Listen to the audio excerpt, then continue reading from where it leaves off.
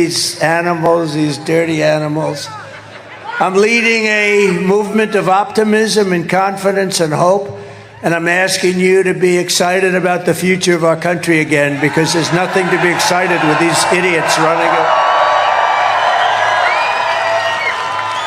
Donald Trump's speech last night in Michigan was delayed by 3 hours, and it certainly wasn't worth the wait for the crowd that stuck around, because a good portion of the crowd did actually leave before Trump even got there. That clearly got him pretty upset in what turned out to be a disaster of a speech. But it wasn't just bad because it started late. It also stopped abruptly in the middle of it in a shocking moment that then demonstrated Donald Trump's cognitive decline, and we are going to get into all of that. But before we do, if I could quickly ask you to leave a like on this video, and if you haven't already, and enjoy our channel, to hit that subscribe button. It goes a long way, and it really means the world to me. Now let's get into some of this crazy Trump speech. Kamala Harris is leading a hate campaign now. She's got a new thing going. You know, I think now they're calling me a dictator.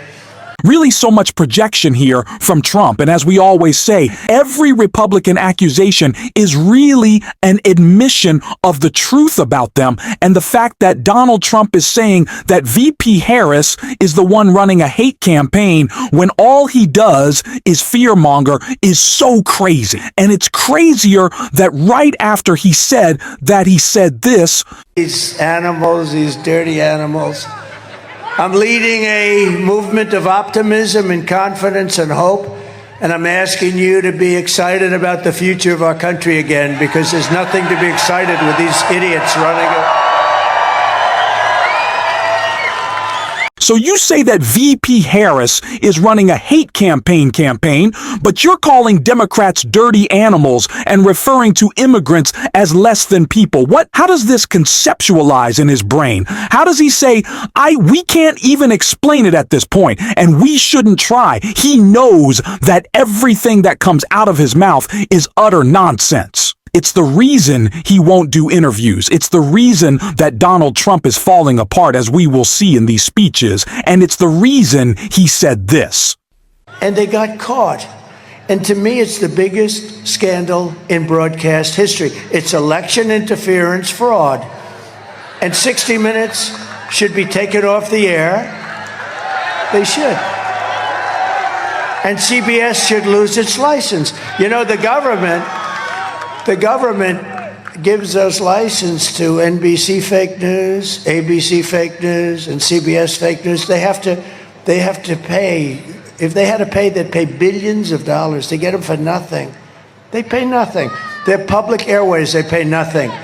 The reason that Trump continues to attack the 60 Minutes interview that VP Harris did, other than the fact that he wouldn't sit down for a 60 Minutes interview, because it's not that he just can't take tough questions. He can't take honest questions. He can't take questions that ask him to define tariffs. He can't answer questions that ask him, what is your mass deportation plan? Something journalists will never ask Donald Trump about, and if they did, they would hear utter nonsense sense. But it's also because Trump is insecure that he needs his hand held in interviews, unlike VP Harris, who can actually speak coherently in the words she says make sense, unlike Trump right here. Please don't say that, sir. I think women like me. But they say we're doing unbelievable with men. They've never had anything like it. White men, black men, men like me. They say women don't. And I say they do, because we're going to protect. And I said, I'm going to protect women and families. I'm going to protect from the criminals coming in from the border. We're getting them out from foreign bad players, from criminals, period. We're going to protect. They said, sir, please don't say you're going to protect women. Why? Because it doesn't sound really well. I said, I think it sounds fine. We want to protect. I mean, that's our job. We have to protect. So I think I should override my experts. Do you agree? We're going to override them, if you don't mind. and I will protect the birthright of our children to live in the richest and most powerful nation on the face of the earth. And thank you very much. What planet are we living on in which women like Donald Trump and see him as their protector? And why is Donald Trump continuing to use this line? Who are his handlers that have leaded him off his leash and let him say the most damaging things to his campaign? The gender gap in this election couldn't be larger. And this is really the closing argument that Donald Trump is trying to make as VP Harris is having a rally in Texas like she did last night about abortion rights that Donald Trump stripped from women. And we are going to get into that in a little bit. But before we do, let's check out a little bit more of this speech from Trump. Our country, it's terrible. The United States is now an occupied country. We're an occupied country. And you don't maybe see it around here as much, and who knows, but you probably will. But all over they're seeing it. And they're also taking Hispanic jobs and black jobs. They're taking jobs from the black population and the Hispanic population. And this crummy administration that we have is trying to hold back the numbers. The numbers are astronomical. Wait till you see the numbers of the black population lost jobs and the Hispanic population lost jobs. And they're trying. The fear-mongering never stops. It is angry. It is upset. It is agitated. It is grieved. It's all the Trump speeches ever are. It's why people leave early. It's why they leave in the middle of it. It's why I'm sure they regret not leaving at the end. But like I said, this Trump speech, through its hiccups, through its ups and downs, and there were plenty, eventually, like we've seen a couple other ones, was abruptly stopped. And when it was, you'll see the crazy thing that Donald Trump decided to do. Should we listen to a nice song while we wait? Okay, Ave Maria by Pavarotti. You want to do it? We'll listen to a song. I want the doctors to take their time. So there was a medical emergency in the crowd. One of Donald Trump's supporters is in crisis. He doesn't check in. He doesn't care. He stands in silence for a little bit as the rally stops and says, "How about we put on a Maria? How about I sway around to that song again?" And he did for about 5 minutes. The rally stopped and he's just swaying around on stage again. He did it again. If this was any other person, if this was VP Harris, this would be the only story that we talked about, that she just wants to dance around on stage to her favorite song. This is crazy. He did this bit again, and he also did another weird bit again. And get your friends and tell your girlfriend she's got a husband who's a big slob of a guy, and tell him to get the hell off the couch, Harry. You big slob, get off the couch. We're going to vote for the president. We're going to make America great again. We're going to make it great. Got to get him.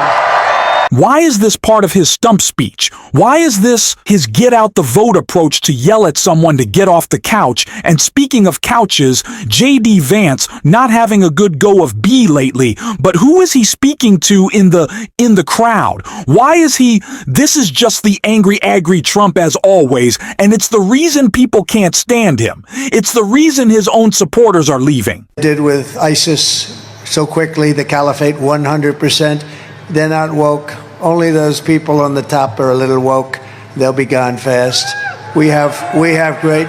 I say you could put them in a woke cage for 2 years, they'd come out fighting. Let me tell you, they're not woke. They're not going to be woke. Don't worry about it. In conclusion, I hope that you caught that. You caught the Trump supporters leaving the rally, just exiting as he's talking. Like I said, people left early. People left in the middle. They are just so fed up, so tired of Donald Trump. It's why these speeches. The crowd size keeps getting smaller. The venue is tinier. President Obama said, I guess maybe illustrated. Well, VP Harris yesterday had, I think, the biggest crowd of her entire campaign in Houston. And I want to hear a little bit about that. A little bit of that speech, this clip right here. In just 4 years as president, Donald Trump was able to erase half a century of hard-fought progress for women. And now he wants to go even further. He will force all 50 states to track and report on women's miscarriages and abortions. and go after access to contraception and IVF treatment. It's right there in his Project 2025. Google it. And let us be clear, if Donald Trump wins again, he will ban abortion nationwide. And though we are in Texas tonight, I say it to the folks who might be watching from home, for anyone watching from another state, know this: if you think you are protected from Trump abortion bans because you live in Michigan or Pennsylvania or Nevada or New York or California, or any state where voters or legislators have protected reproductive freedom, please know, no one is protected if there is a Trump national abortion ban, and it will outlaw abortion in every single state. Understand that.